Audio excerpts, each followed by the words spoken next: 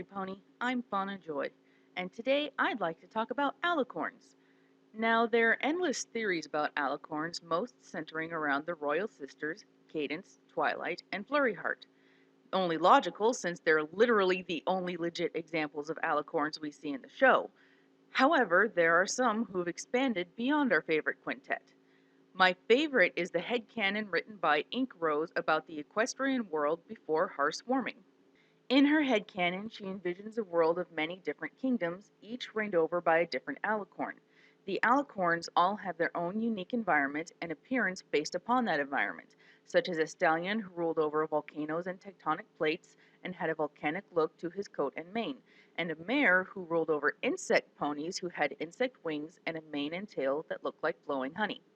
Presiding over all these kingdoms as emperor and empress were Celestia and Luna's parents, Lucena and Astra, or Galaxia and Cosmos, depending on who you ask.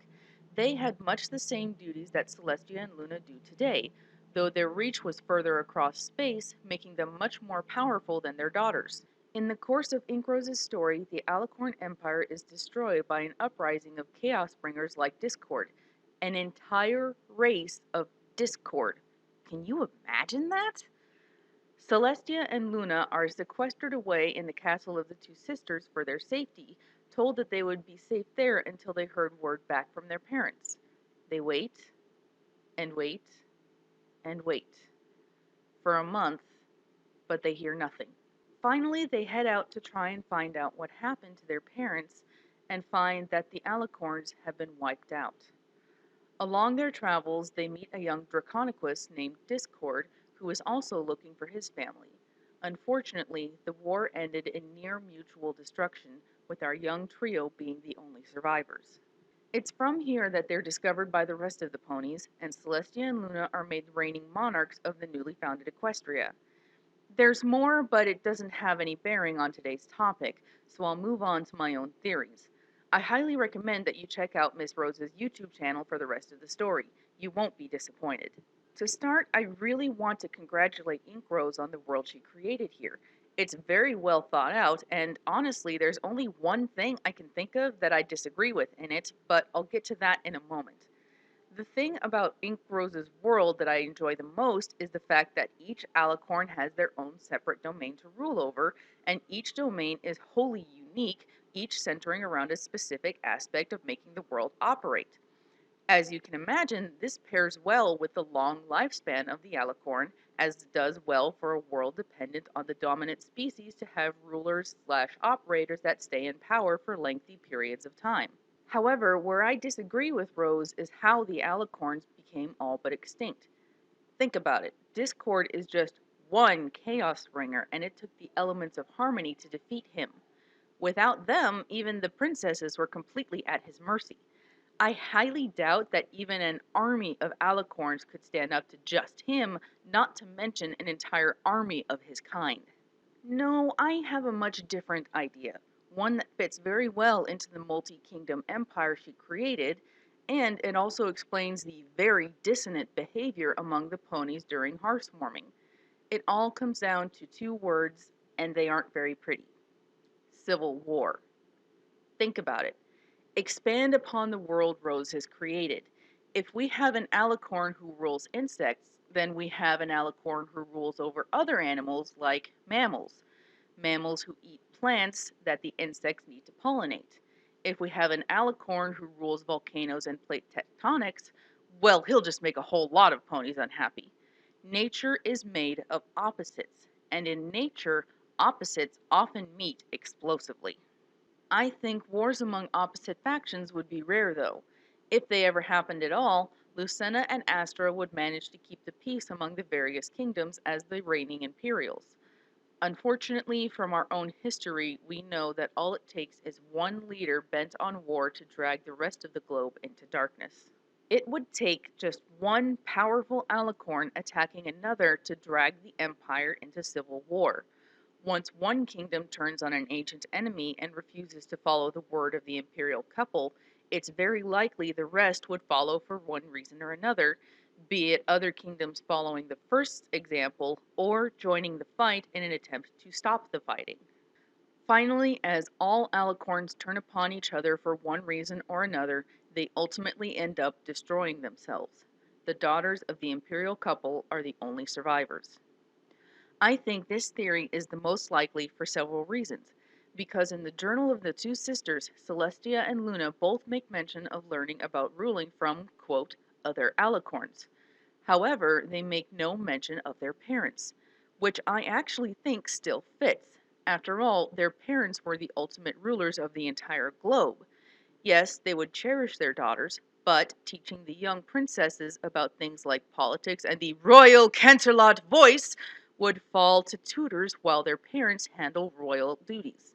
When war ultimately breaks out, the sisters are hidden away in a fallout shelter within Canterlot Castle. Yes, Canterlot.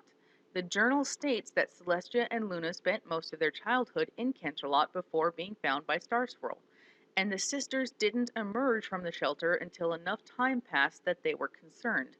No pony had come to check on them for a long while, not even a servant.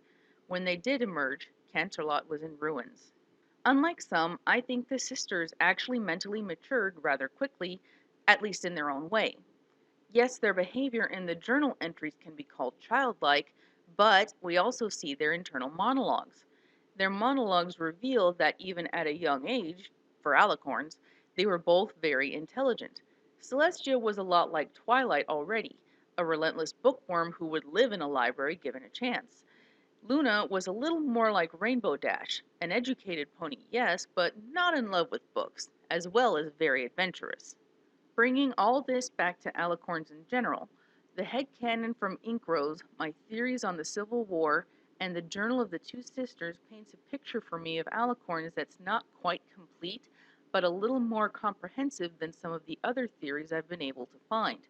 Though that's probably because the majority of theories I've been able to find on YouTube are from a few years ago, before a lot of this information that I'm working from came out. However, the theories I've found are mostly unified on certain points. 1. Alicorns are immortal or are nigh immortal. 2. Alicorns are immensely powerful in talents that can shift the balance of society, and because of that are given reigning roles in pony life. And 3. It takes an incredible understanding of magic and friendship, or rather various forms of love, in order for a regular pony to become an alicorn, as well as creating powerful, quote, new magic. So, while theories as to where alicorns came from and what happened to their society are somewhat varied and incredibly imaginative, how alicorns themselves work is widely accepted, even though there's still a lot of mystery behind them. Personally, I'm incredibly disappointed with how little the show writers have told us about alicorns, especially now that Twilight has been one for several seasons. Think back to the scene immediately after she gained her wings. One of the first questions she asks is whether or not there's a book she should read on being a princess. While the Crystal Heart spell novel kind of brings this question to a close, I think the more important question she should have asked was, is there a book I should read about being an alicorn? After all, just how much does Twilight know about alicorns? Yeah, her mentor was one, but I highly doubt that Twilight learned a whole lot about them during her studies. Unless Celestia taught her specifically about alicorns, all Twilight would have to go on for most of her life would be her interactions with Celestia and Cadence. And even when she becomes an alicorn herself, it seems like very little changes for her. I think we're well overdue for an episode a bit like Dragon Quest, where Twilight starts asking questions about what being an alicorn really and truly means, then drives herself to the brink searching for any and all information that the various libraries across Equestria possess. This could be a major world building event for the show. Whether the information comes from the libraries or from Celestia and Luna themselves, it could open up so much for their viewers. And now that we have Flurry Heart in the canon, baffling literally every character in the show, mumble grumble, I feel like Twilight would be even more curious. Or maybe Starlight Glimmer and Sunburst would be. That spell Sunburst used to bind Flurry Heart's powers could have been used on any unicorn foal. It wasn't tailored to an alicorn child. Aside from that, what about when Flurry Heart gets older? Cadence and Shining Armor are going to need to know what might happen when she matures and her powers start to grow even stronger. So come on, Hasbro, get with the given already. I find it incredibly hard to believe that the only viewers asking these questions are those outside the target demographic. I don't know about you, but I was a very inquisitive child when I was little. I wanted to know everything about everything, and My Little Pony is the kind of show that encourages that kind of inquisitiveness. So, answering these questions wouldn't just be for the sake of fans like myself and the bronies. It'd be for the children, too. Won't any pony think of the children? With high hopes for the future, I'm Fauna Joy flying off.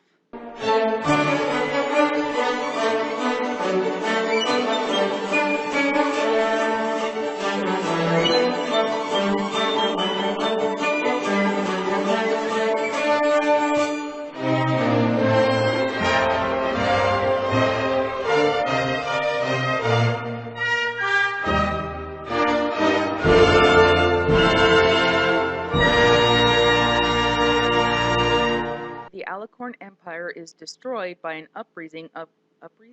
Then drives herself to the brink, searching for any and all information that various libraries across Equestria. This could be a major world bedding? I don't think you want to bend the world. This could be a major world bend. I do not want to bend the world.